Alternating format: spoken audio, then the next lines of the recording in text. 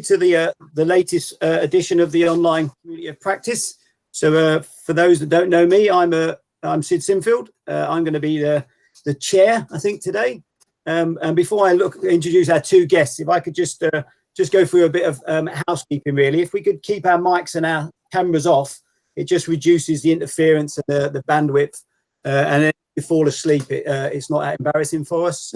so if you could keep your camera and your mics off, that'd be great. We've got a chat box, so if you want to ask any questions as we go along, please do so. Just post them in the chat box. But then what we plan to do is at the end of the I suppose the more formal discussion, we're going to have a kind of open mic question and answer. So again, feel free to stay to the very end and ask some questions along there. So today I'm joined by two great guests. I've got Dr Mustafa Sarkar, who's from Nottingham Trent University. I'm going to get him to do a little bit of an introduction in a sec. So thanks for joining us, Mustafa.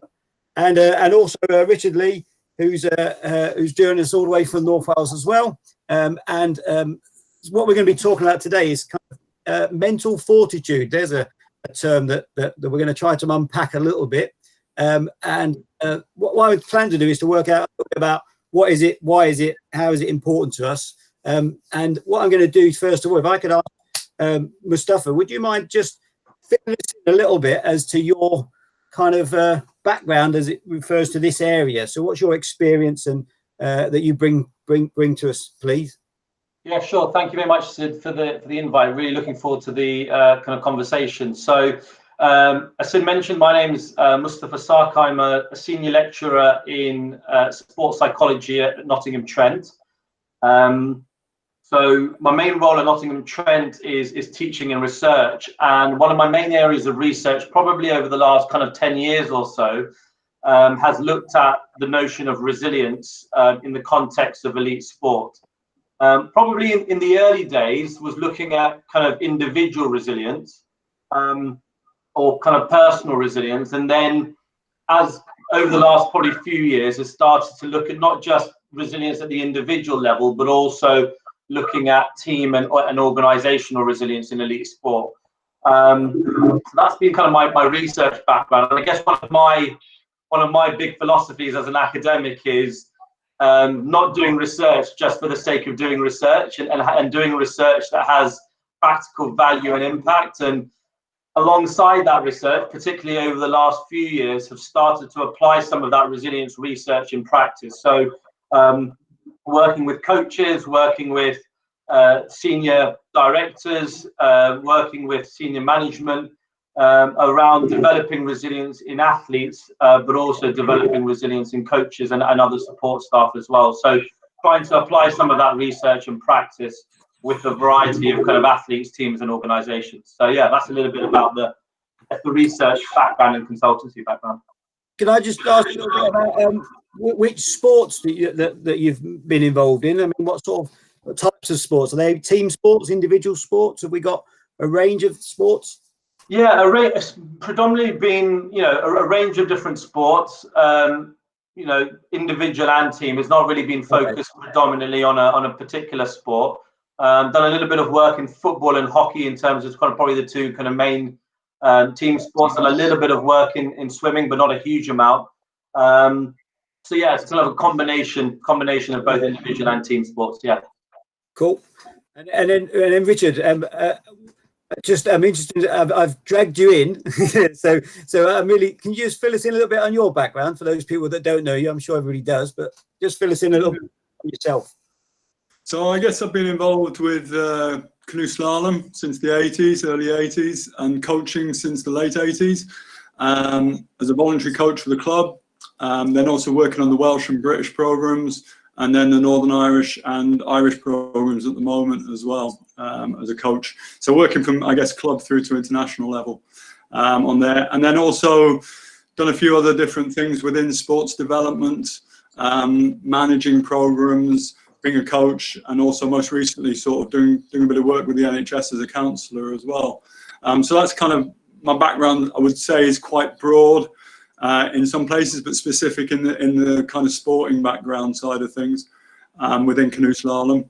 And I guess a few years ago, probably about 15 years ago now, I did a bit of work as part of a degree, and that was looking at the time, mental toughness and resilience within canoe slalom. And in that part, that was quite informative in terms of interviewing about 20 different individuals, coaches on the program, world medalists, and members of the performance program at that time. And that was informative, and also sort of brought up a few different ideas, which hopefully I've brought into coaching as well. Oh, cool. I'd be interesting because you also done some psychotherapy kind of qualifications as well, haven't you? So is that related to your coaching interest? Is that driven from the coaching interest? Are they separate, two separate fields? What was? Yeah, a little bit driven by sort of that interest in how people are, and just sort of seeing if I can just expand my coaching knowledge with that, with a bit of late life learning, and also potentially as well, it was, a really privileged position actually to work with the NHS and do some counselling within a health board program as well. And I think that probably kind of expanded my horizons in that, and my understanding really of people's individual needs. Okay, cool. So yeah, once again, thanks for coming. Can we start, because I'm going to at times play a little bit of devil's advocate, partly to hide my ignorance, because it's always a useful tool. Can we just start with what we mean by kind of mental resilience, mental fortitude? What is it? What isn't it? Why are we here talking about it? I suppose if I'm the coach on the bank, why do I need to know about this?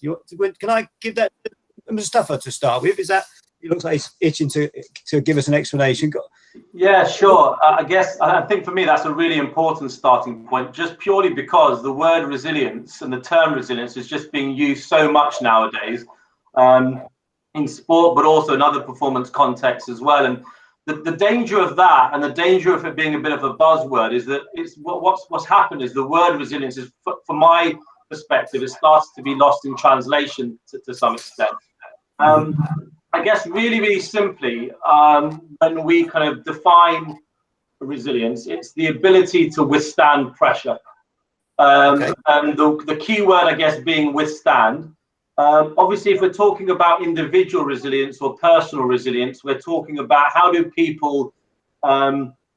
individuals use some of their personal qualities, use some of their psychological factors to actually withstand that pressure. And then I guess kind of unpicking that a little bit further, when we're talking about withstanding pressure, often I just mention that it's how do individuals maintain their functioning when they're under pressure. So I think everyone can maintain their functioning when things are going pretty well.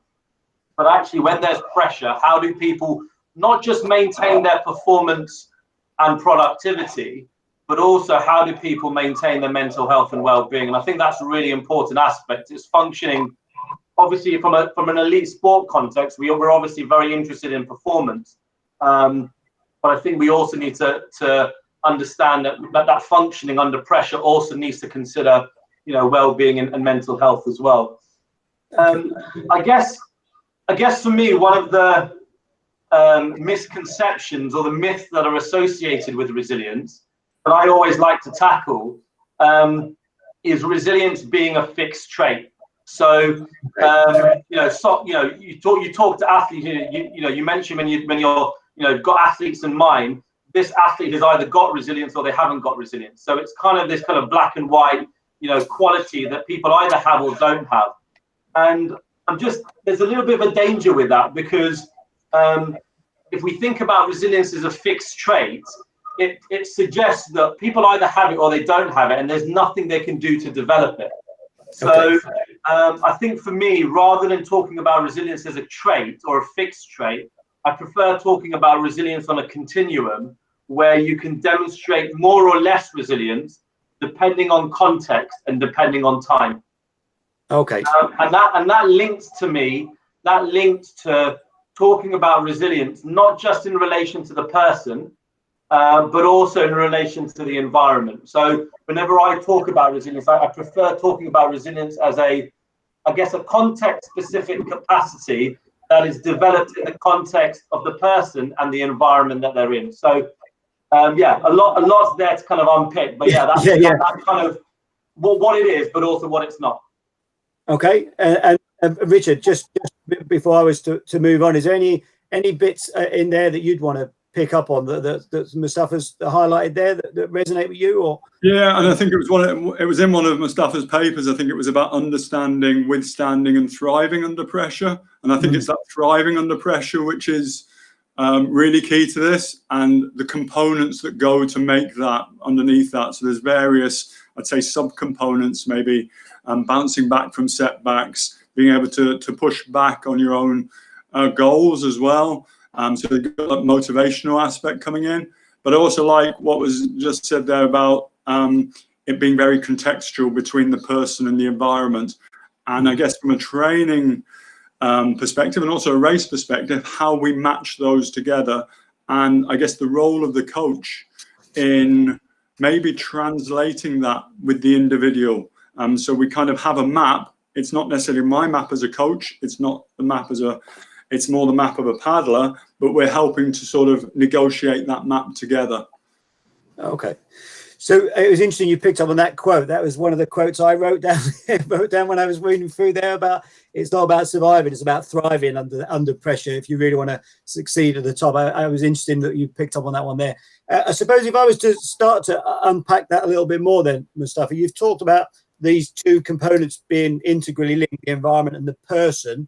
What sort of, can we go there a little bit deeper in terms of what if we were to just look at the person to start with then, what sort of factors might impact on what they bring to the party to help with their resilience? And then maybe we'll look at the environmental factors. Yeah, so I guess in terms of just framing that, we've developed a mental fortitude training program which focuses on 3 components. So the first component being those personal qualities, the second component being the environment, what we call a facilitative environment.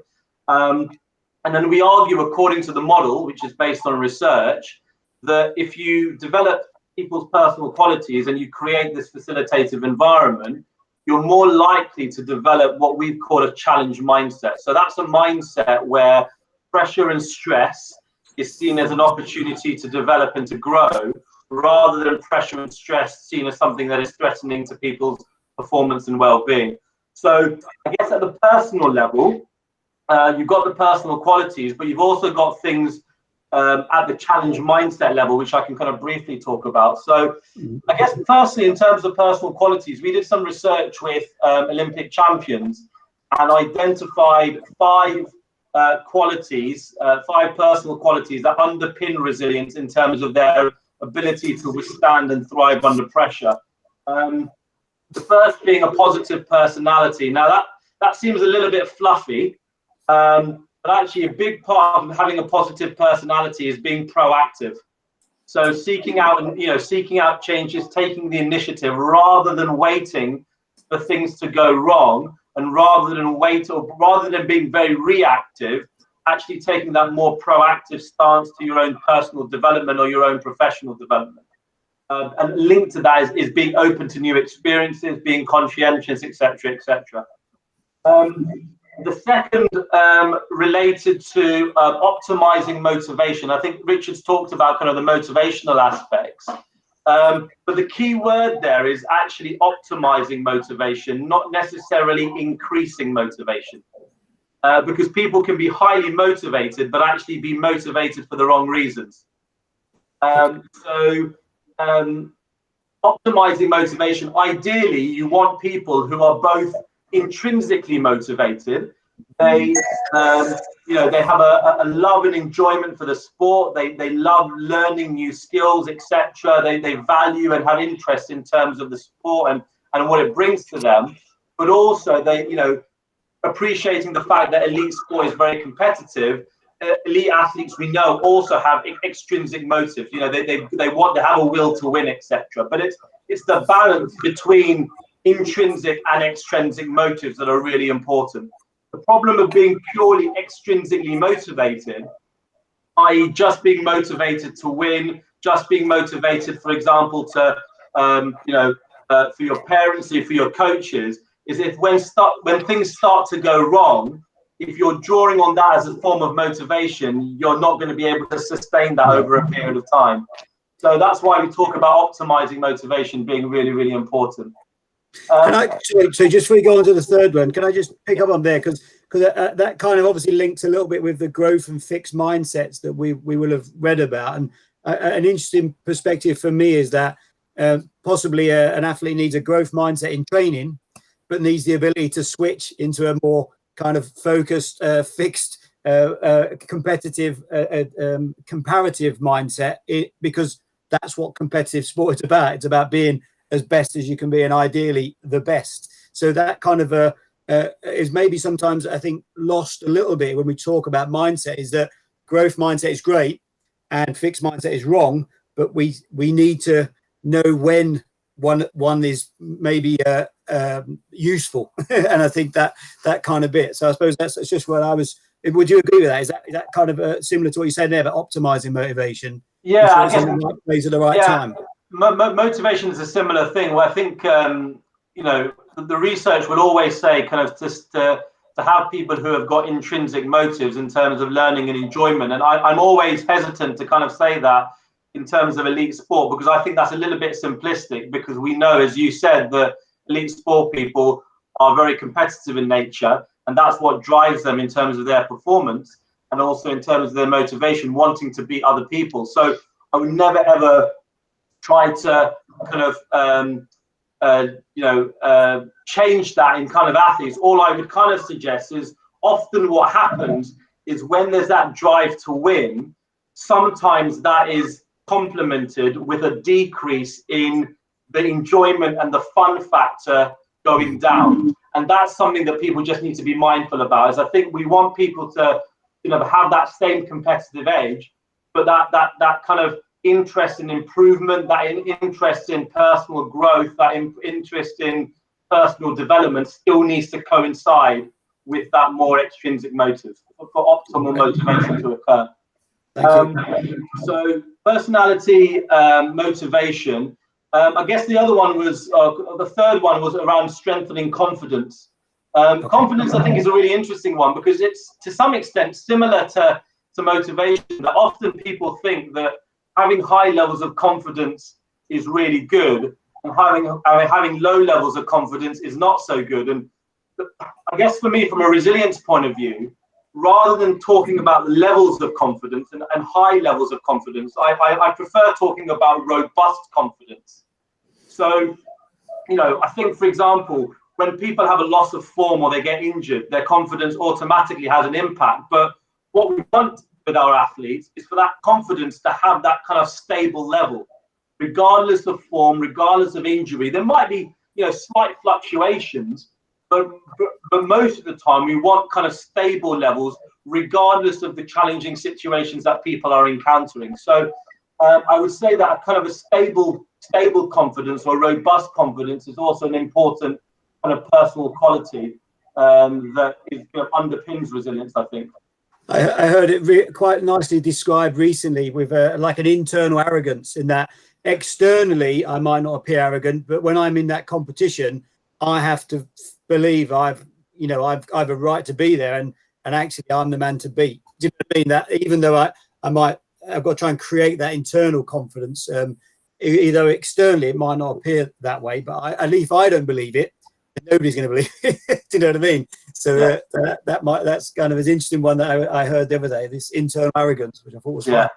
And I think kind of related to that is, I think, talking about kind of that maintenance or stable confidence, I would kind of say that when athletes are successful, they don't get too ahead of themselves, and they're still able to maintain, their confidence doesn't necessarily automatically shoot up.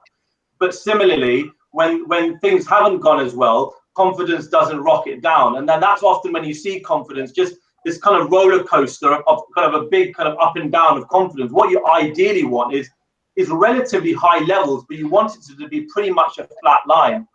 You don't want it to fluctuate too much depending on experiences. Sorry, Mustafa, I hate to keep. I mean, I was just going to go to Richard, because in our conversation the other day, you were talking about some athletes that you'd work with who were very good at detaching themselves from the performance to look at it objectively, to kind of unpick it as a performance, and therefore see Were you able to say, you said some of the better people that were able to perform under pressure could do that? Yeah, I think just picking up on a couple of things. I think that belief in their own qualities is really important. It was kind of almost an unshakable belief in what they had, and you could argue that those could be different in different individuals, but actually they had ownership of that. They took responsibility for their actions, and I would also say that they had an ability, that the ones who I would say are repeat medalists and performers would have an ability to, I guess, take a perspective on themselves where it was very honest, self-aware, but also they would translate that into when they're in action. They also have an awareness. So I guess they're almost thinking metacognitively a lot of the time, and actually able to translate situations for themselves, but also in relationships with others as well. So they have I would say, enhanced self-awareness, but underpinning along that would be, I think what you referred to there as your second point was almost an optimism about what they do, kind of a dispositional optimism. So it's very, very grounded, very positive, but also very honest with themselves about both the setbacks, the challenges, and also when they're successful as well. Mm-hmm. So sorry about that, Mustafa. I realise I keep interjecting there, but it's just some points I was hearing before. So if we could just go back to, I think we're up to point 4. You've got this positive in outlook, optimizing motivation, strengthening confidence. Yeah. I guess just one thing in terms of confidence is, in terms of, I guess, with coaches in mind, is I think often one of the issues where confidence becomes a bit of an issue is when athletes draw their confidence from one particular source. So, for example, they might be getting lots and lots of confidence on their performance. So let's say performances don't go particularly well, their confidence hits rock bottom, but they don't recognize actually you can draw confidence from a variety of different sources. You can draw confidence from your coaching network. You can draw confidence from your preparation. You can draw confidence from so many different things. Rather than trying to rely on confidence from one source, trying to build confidence from a variety of different perspectives, I think will give you that better foundation. Okay. And that'll give you a more stable platform. Stable kind of level of foundation, definitely. The fourth one being related to maintaining focus. So you were saying there, Sid, beforehand about that switching on and switching off. And I think that's really important in terms of athletes being able to maintain their focus, i.e. maintain levels of concentration, for example, in competition in that right moment. And I guess, without knowing, doing particularly well, but knowing bits about it, is I think in comparison to maybe some other sports, at concentration levels within competition is really, really vital. But not just that ability to switch on, but also that ability to switch off. So, for example, in training, but also outside of training, do athletes have other things in their life that could be hobbies or interests or other things that they've got where they can quite easily switch off when required? Because we know from a resilience point of view, rest and recovery is really, really important. So are they able to switch off? But equally, the reason why that's so important is because that then enhances their ability then to switch on. Okay. And I think I often use the analogy of a light switch, that ability to switch it on and switch it off at the kind of appropriate times in terms of that ability to maintain focus. And then lastly, it might not necessarily sound as a quality, but we're starting to recognize this more and more. And this came from the research with Olympic champions, was the recognition of social support. And again, I'm quite careful there with language. It's not necessarily about getting more social support or receiving more social support, but it's about that perception that social support is available to you. So as coaches, you might think that athletes are getting lots and lots of support, but actually, if the athlete themselves don't perceive that support is available, it's the perception of the support that is more important than the support itself. Okay, yeah. So that's something that can be developed, actually, working with athletes to think about what are the different types of support that an athlete needs. Is it emotional support? Is it technical support, informational support, financial support? And then trying to match the person who is best able to give you that particular type of support. So in terms of emotional support, is it your mum or your dad, or is it your coaches? Who is the best person? And similarly, with technical support, who are the best people to do that? And often when social support is not perceived, it's when the matching doesn't quite fit. Okay, cool. So, yeah. So is there anything you wanted to pick up on there, Richard, before I was going to pick up some things myself? But yeah, it's quite interesting, the last point mentioned about social support, because certainly some of the work they've done with some of the paddlers and those kind of world performers, they had kind of defining moments in their careers where kind of a light switched on about how they were racing or how they weren't racing. It wasn't necessarily always in a racing context. It was sometimes in a life context as well. So I think that links back to your fourth point about where you draw your confidence from, not necessarily from the sport. It might be from your interactions with friends, your interactions in life. But I think also to translate those key defining moments, they had somebody who they could confide in, who they could translate with. And that could have been not necessarily just a coach, but also a life partner, a parent, and they helped them because they had I guess, an empathic understanding of where they were, who they were, and what they were about. And it went beyond, I guess, in some ways, that kind of purely sporting environment relationship. Mm-hmm. And I thought that was quite interesting being drawn from that. So there's two bits I wanted to pick up on here. The first bit, I suppose, comes to me is that what you've described there is quite emotionally intelligent of an individual, you know, to be aware. You talked about the perception, and I suppose one of my questions really is around people don't just develop that overnight. You know, at some point they were juniors, and I have young competitive daughters, you know, in terms of, so is there a difference with that in juniors, in junior athletes? Is it maybe down to the fact that it's a shallower base, so it's maybe more easily wobbled, or have you anything that you could add around juniors really? Yes, I think that's a really important question, and really interestingly, from a research point of view, we're slightly behind the curve with that, because actually the majority of the research, certainly from a resilience point of view, has focused on adults, you know, above. And, you know, if we're being completely honest, we probably don't know enough from an evidence-based point of view in terms of, you know, what does this potentially look like at the kind of more junior level? I guess if I were to kind of guesstimate, I would kind of suggest that, you know, those 5 qualities that I mentioned, the importance of them and the development of them will change, I guess, over a period of time. So it might be, for example, early in terms of junior development, that you know, trying to instill this really kind of intrinsic type of motivation in terms of learning, progression, improvement. And then maybe as you move from junior into senior, you then start to build that kind of competitiveness and that more extrinsic motives in terms of comparison and wanting to kind of beat other people.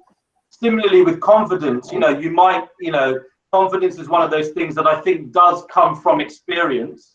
So again, maybe in the initial stages in terms of juniors, that confidence might be drawn, or trying to get juniors to draw that confidence from a variety of different sources, and getting them in the habit, I guess, of not necessarily just drawing their confidence just on their performance, for example.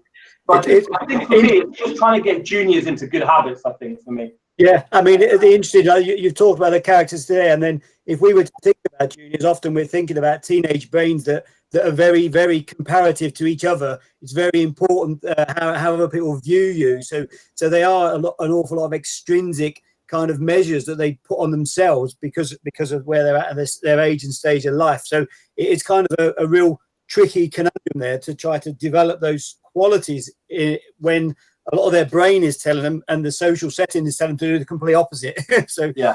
Have you had any reflections on successful juniors at doing that, Richard? Have you had any about that, or any experience of trying to develop that with juniors?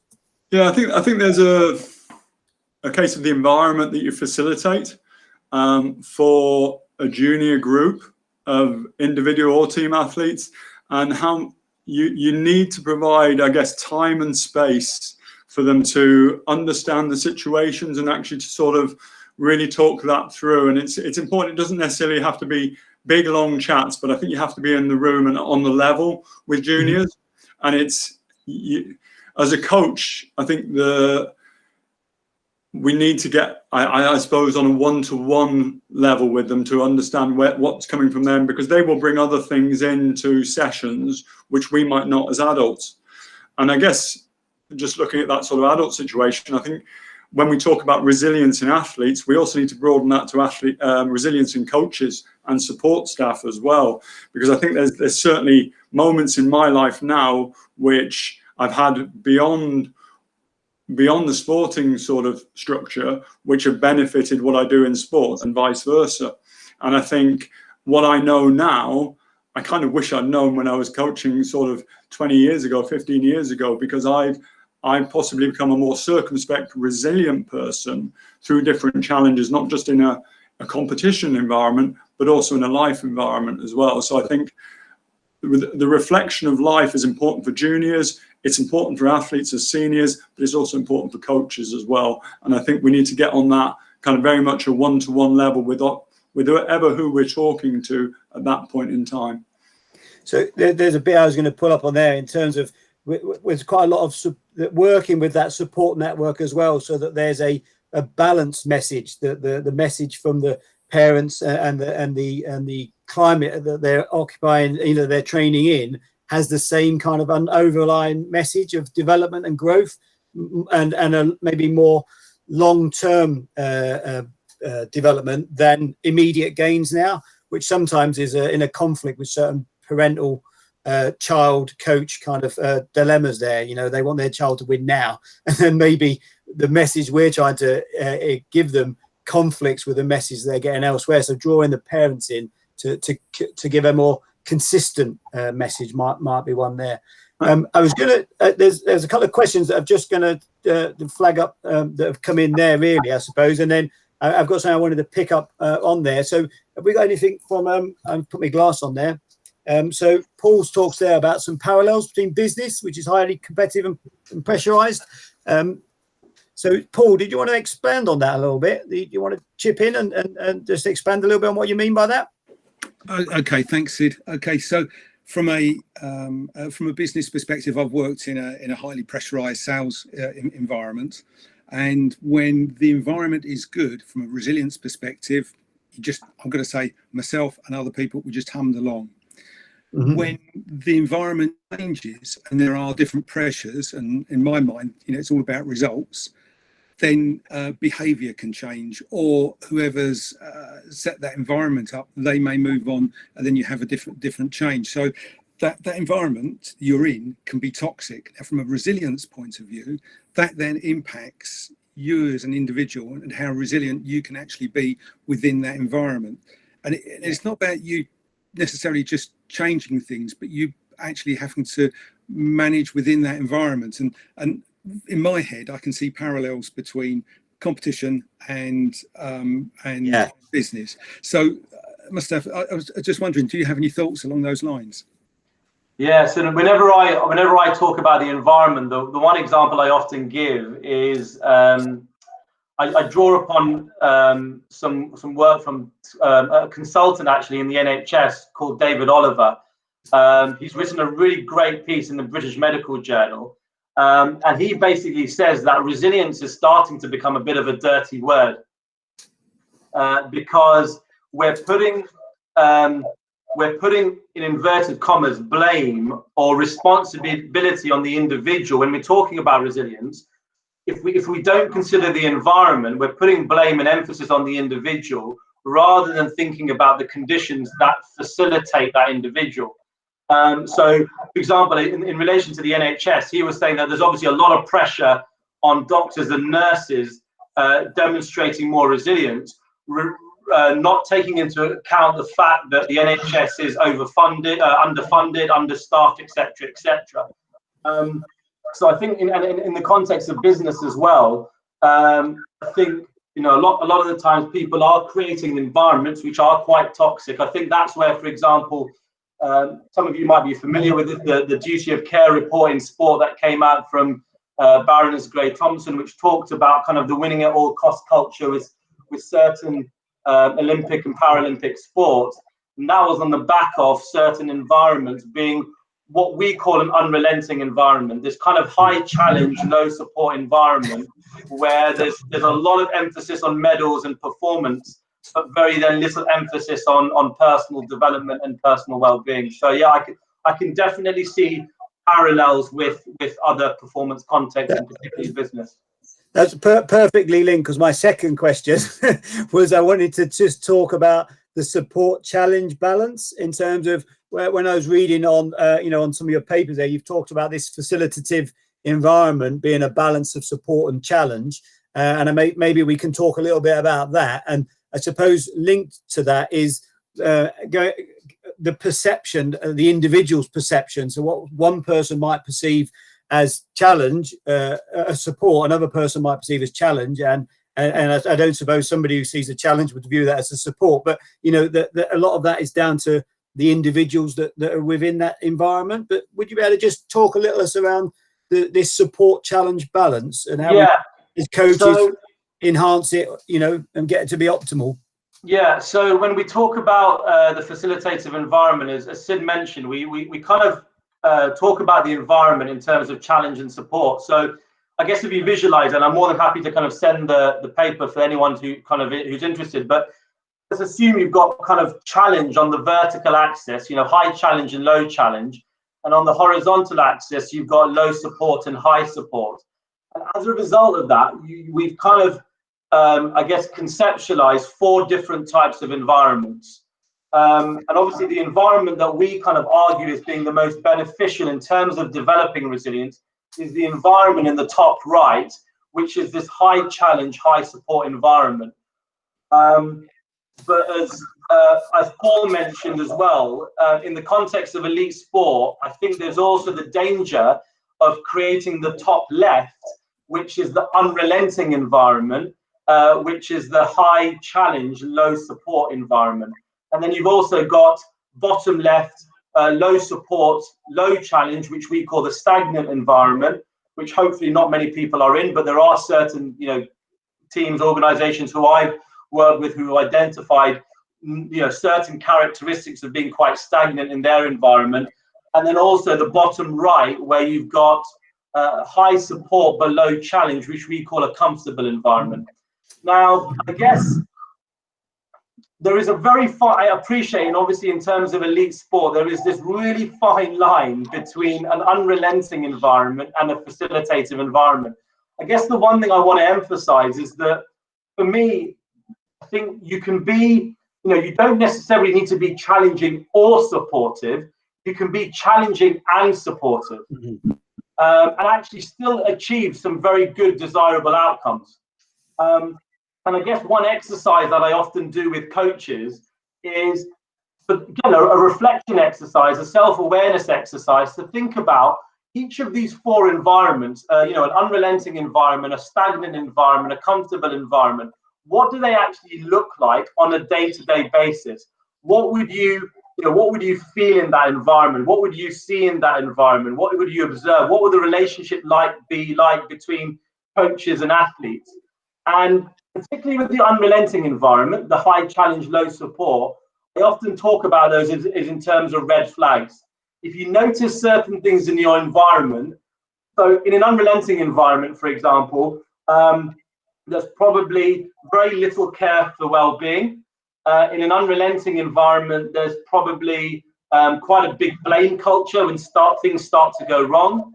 in an unrelenting environment, you're probably going to get people in your program who are going to drop out, maybe even burn out in your program. So it's just having that, I guess, having that awareness of what do these environments look like. And if you're in one of those probably more undesirable environments, what can you do to either increase challenge or increase support? And I think that's, for me, from an environmental point of view, to think about. So yeah, Gareth, Gaz has asked this question, and I suppose it draws it. What would we see in the facilitative environment? How would we be able to tell that we've got that balance right, that the athlete feels suitably supported and suitably challenged, that the coaches feel suitably supported but equally suitably challenged? You know, how will we, what sort of behaviors or you know, what sort of characteristics would we see in such an environment? Yeah, I guess in a facilitative environment, you're going to have athletes who are going to be very proactive in terms of, you know, rather than goals being set by coaches or other people, or, you know, with the help of maybe psychologists, actually athletes are being proactive in terms of coming to you to set some kind of challenging and ambitious goals. They're seeking out and they're actually craving constructive feedback rather than feedback just being that one-way mechanism. Probably in a facilitative environment, there are going to be some good relationships between coaches and athletes. Now, good relationships doesn't necessarily mean you're best friends. But good relationships means that you can actually have some honest and open conversations, and some quite difficult conversations in some cases, but coaches and athletes respect one another in terms of that. And I think one of the underpinning characteristics of a facilitative environment, and actually this is where a lot of the research comes from business. Some of you might have heard the term psychological safety. So psychological safety is having an environment where it's safe to make mistakes, safe to take risks, safe in inverted commas to fail, and most importantly, having that safety in the sense that you're able to take risks without fear of judgment. You're able to offer your opinion. You're able to say things without the fear that you're going to be, deselected, for example, or you're going to, not going to be, looking good in the coach's eyes, for example. So I think those are some of the kind of the characteristics. I was going to go with Richard there. So again, thinking back to some of those athletes that were able to deliver again and again, did they have some of those qualities? Do you feel that they maybe either the setup they were in or the way that they viewed the setup they were in meant they were able to take ownership of goals and to take feedback in an objective way? I mean, yeah, I think we're going to try and go back a few over the sort of conversations we just had. Going back to the junior sort of structures, you mentioned growth and development. I think enjoyment is really important within that. And, fun is really overlooked. Coming back to Paul's comments about in the industry, when things are going well, people are enjoying things. It's fun. Fun is a really underrated word in the adult language. We use it as children, but if you think about, there's I think a quote about being as serious as a child in play. And for me, the best sessions that I think I've seen have been those where there's paddlers and coaches are engrossed in the action of what's going on, and then they take time out to translate that. And a lot of the times they are hard sessions, they're harder work, there's failure, there's success within that, whatever that's perceived as, but there's also an approach to it which is quite situationist. It's in the moment, it's present, it's engaged. And I think if that environment can be facilitated, then that's a positive environment where it's very open, it's very in the moment, but it's also reacting to what's going on to take that forward to an ongoing goal. And I think I really like that idea of support and challenge, in that type of environment there is very much, and you asked me right at the beginning about what counselling had brought to coaching. Well, that's what you're seeking within a counselling relationship as well, is to be able to support somebody, but also challenge where needed. And that is a very fluid relationship, which both parties have to acknowledge comes and goes on a piece of elastic, really. Day by day, one day can be different, and you have to be very empathic with that person to be able to continue that relationship, especially long-term relationships where you may be involved for 5-10 years, and get the most out of that in what I guess you're terming a facilitative environment. I guess Sid, just kind of building on that, I guess in terms of juniors, the one thing I would kind of say is that what we also want to do, particularly in terms of for high performance, is, you know, in terms of the pathway, we often, you know, a lot of the times athletes will often think that the pathway being that straight line. But actually what we know from successful athletes is they've encountered some quite difficult, challenging situations early on in terms of their sporting development, which has been really, really important in terms of their psychological makeup. So I think for me, in terms of juniors, I definitely agree with the point that Richard made about the fun and enjoyment and that engrossment, which goes back to the motivation and being really intrinsically valued. I think at the same time, I think if we can create an environment, particularly for juniors going up to seniors, where there are certain speed bumps in the road, where we're creating, and again, this is where the real craft comes in as coaching, in terms of sometimes you might make a mistake and you'll experiment and you'll challenge that athlete way too high. And that's where you then need to provide that support in terms of improving their personal qualities or trying to improve some of the learning. But there might be other occasions where you give a challenge to a junior athlete and they've done brilliantly, and you need to improve that challenge even further. And I think actually creating that map, I think, Sid, you use the term map, creating that map where it's not just a straight line, but actually has these ups and downs as part of their journey, they're more likely then to develop some of those personal qualities that we've kind of talked about. So I think as coaches, the danger with that is then we go to the unrelenting environment. And that's what we've got to be really careful about is putting these speed bumps have to be appropriate, they've got to be progressive, and they've got to be developmentally appropriate. But they can be really useful. I suppose where I was going to go to for the next little section is linked with that a little bit. I was just going to, before I move on to there, the bit I always think is, which of us, when I'm thinking about developing coaches, which of us don't like to smile? Who doesn't like to smile? You know, we all like to smile. And so if you're not smiling every day as part of what you're doing, it's probably a good indication you're not enjoying what you're doing. And I always think that that's pretty direct feedback. If somebody's not smiling very frequently, yes, they can work hard, but we all like being, we all like being with people we like being with. So that's quite important. I suppose just picking up on what you were saying there then, and it kind of goes into the other area I'd quite like to think about here is how, if I'm going to avoid the unrelenting environment, it seems to me I need to be able to support. So I can challenge that bit. I can always find ways to challenge, but how can I do the support when the bumps in the road come?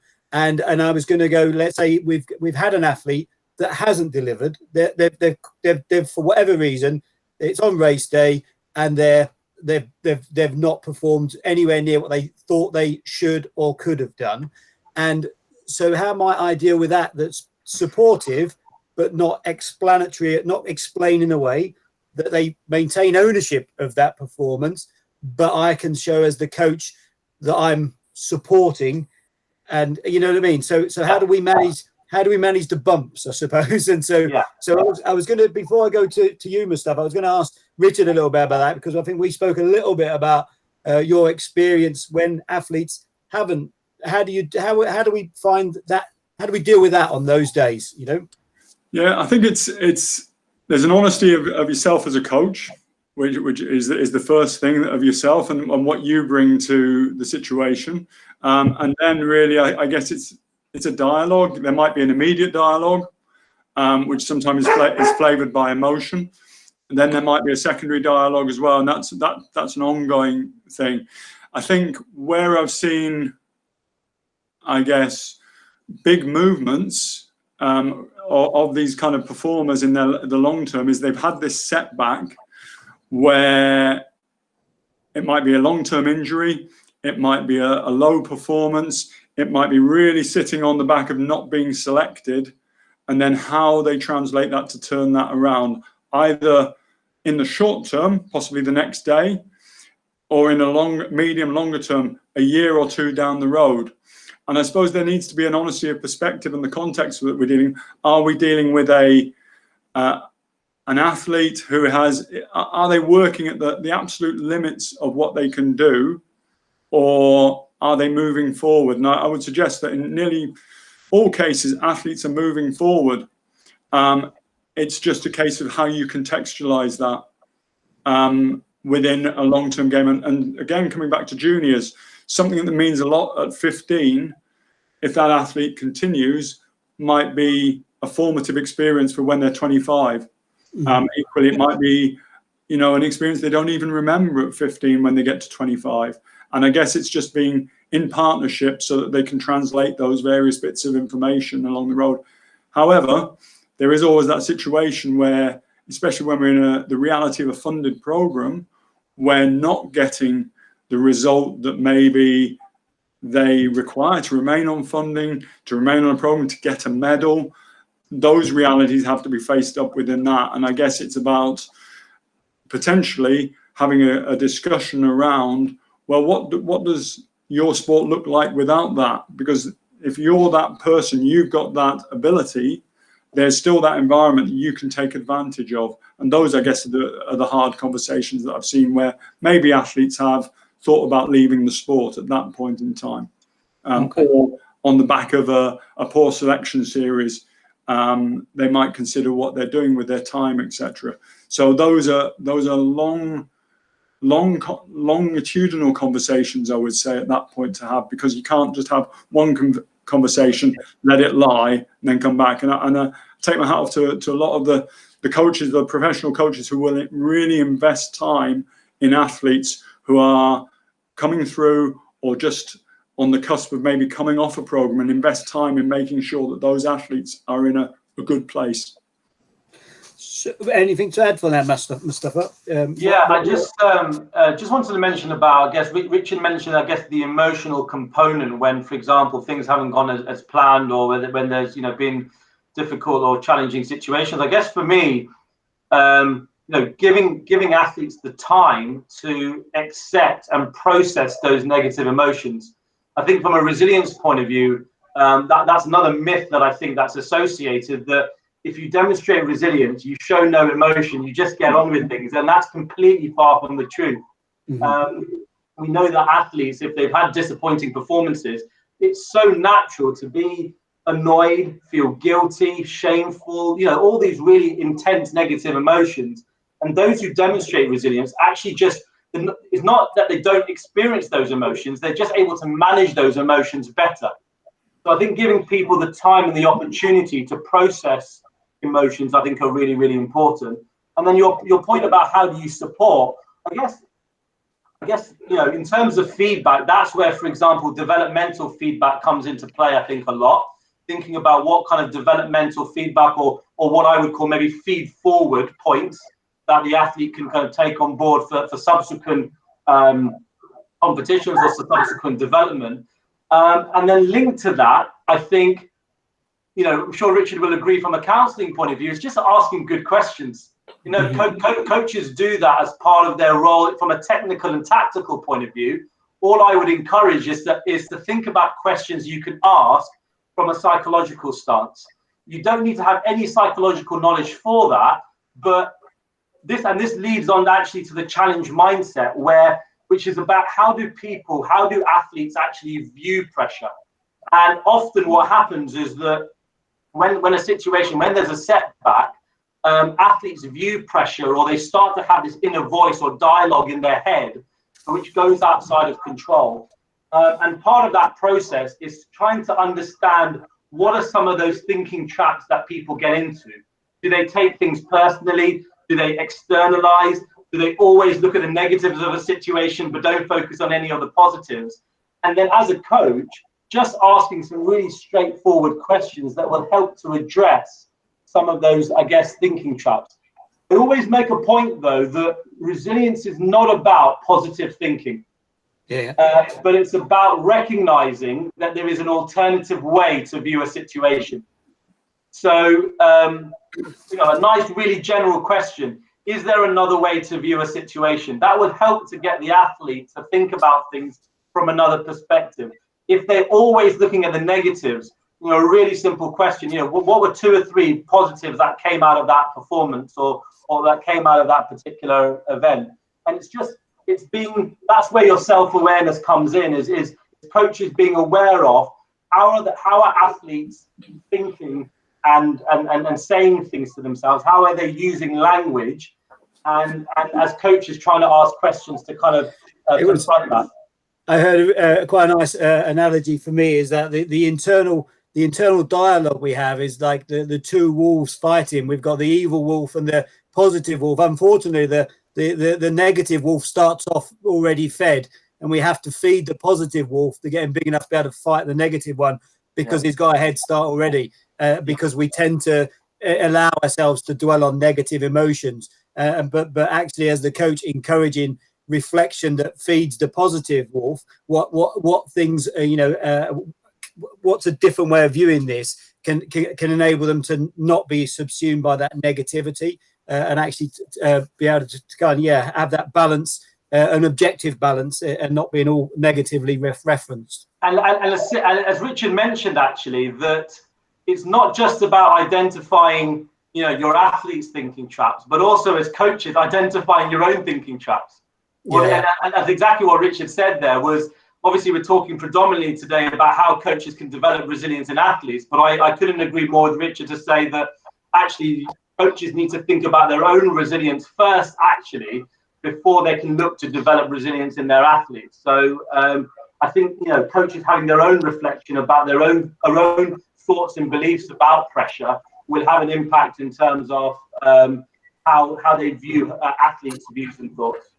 Which is, go on, Richard. Yeah, I think the point you make about negative and positive standpoints, I think for me, always come back to the environment we are in, we represent as canoeists in our sport. We are very blessed to do what we do day in, day out. And I think that's always return to that as well, as to why we do something, the fun, the enjoyment, those very core things that got us involved in the sport are really important to defeat the negative wolf, because we're blessed to spend our day on the river, whereas other people might not get that opportunity. And I think that's a real standpoint about how we interpret what we do, why we do it, and how we do it. And I think kind of linking into that, it goes back to the language. You hear a lot of elite athletes, particularly those kind of serial medalists, talking about pressure being a privilege. It's something that is exactly what Richard said there about the kind of the fact that you've got the privilege and earned that right to some extent in terms of being able to perform, particularly those on world-class programs, being able to do that on the world's greatest stage. So you've earned the right to be there. So I think it's really important to going back to the environmental support, I guess, is just hearing the language that athletes use when they talk about pressure. Do they talk about pressure as something, even something like, I often use the analogy of sacrifice versus choice. When athletes talk about sacrifice, I think, well, actually, that's a very negative way to look at pressure.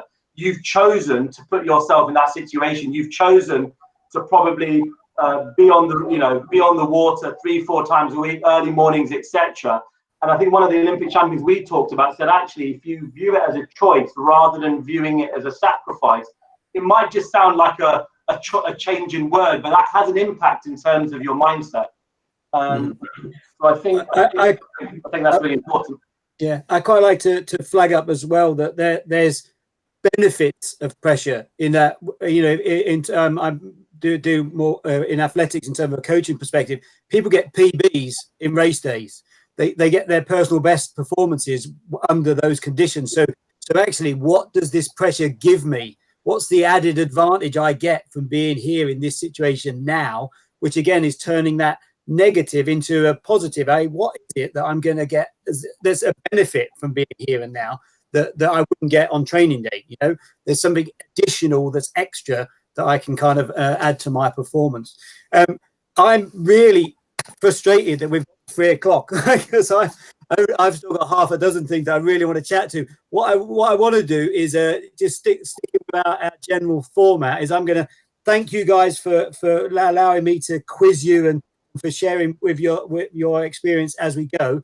I'm going to stop the recording, but I'd quite like to open the floor to anybody else that might want to ask a question. So if anybody's got a question, I'm quite happy for you guys to unmute yourselves and feel free to interject